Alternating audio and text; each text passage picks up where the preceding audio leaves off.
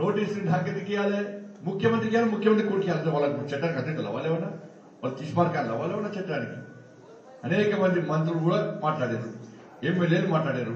మేము ప్రతిపక్ష పార్టీగా నేను కానీ రేవంత్ రెడ్డి కానీ ఎవరైనా కానీ మాకు ప్రజల నుంచి వచ్చిన సమాచారము మేము మీకు అందిస్తాం. దానికి మాట్లాడాలందరికంటే వార్నింగ్ ఇస్తున్నట్టు ఎవరు మాట్లాడకండి, మాట్లాడితే మీ నోటీస్ వార్నింగ్ ఇస్తారు. ఇది అభివృద్ధి చేసేది. నువ్వు తప్పు అయినప్పుడు సిట్టింగ్ చేస్తూ విచారణ ఎందుకు వద్దంటున్నావు? సిట్టింగ్ చేస్తూ విచారణ ఎందుకు వద్దంటున్నావు?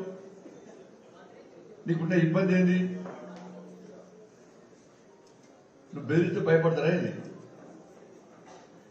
మరి అన్ని మేమేసాక సిట్టేందుకు వారి ఇంట్లో కూర్చోండి విచారణ చేయడానికి. వాళ్ళు ముఖ్యమంత్రికి ఫస్ట్ విచారణ, ముఖ్యమంత్రి పిలిపి ముఖ్యమంత్రి కొడుకు కూడా మాట్లాడి ముఖ్యమంత్రి కొడుకు ఎందుకు ఇస్తారు నోటీసు? ఓకే ఆయన అంటాడు మంత్రి, అది భూములు తెల్లారితే భూములు కబ్జాలు, ఆయన పొట్టు కబ్జాలు. ఆ మున్సిపల్ నిర్మల్లో మున్సిపల్ శానిటేషన్ సిబ్బంది మున్సిపల్ సిబ్బంది పైసలు తీసుకుంటారు కొంతమంది. ఆయన అంటాడు అప్పుడప్పుడు సర్వసాధారణం అన్నమాట. పేపీకి అంటే 30 లక్షల మంది జీవితాలను నాశనం సర్వసాధారణం బీఆర్ఎస్ పార్టీ. ఇలా పంచాంగం చెప్పిరా బీఆర్ఎస్ పార్టీ? ఈ దుకాణం పూసుకుంటారు అయిపోయా.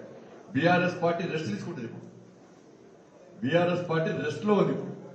మళ్ళీ అప్పుడప్పుడు నిద్ర లేస్తారు, అమాసంగా పుణ్యానికి లేస్తారు, మళ్ళీ నేను ఉన్నా చెప్పుకుంటారు అన్నాడు. దేశం మొత్తం బీఆర్ఎస్ పార్టీ, ఇక్కడ అక్కడికి కూడా బీఆర్ఎస్ పార్టీ పూర్తిగా స్తబ్దత, నిద్రావస్థలు ఉన్నది, నిద్ర పోయి ఉన్నది. ఎప్పుడో ఒకసారి లేస్తుంది, మళ్ళీ పొద్దున్న లేస్తే సాయంత్రం పడుకుంటుంది బీఆర్ఎస్ పార్టీ.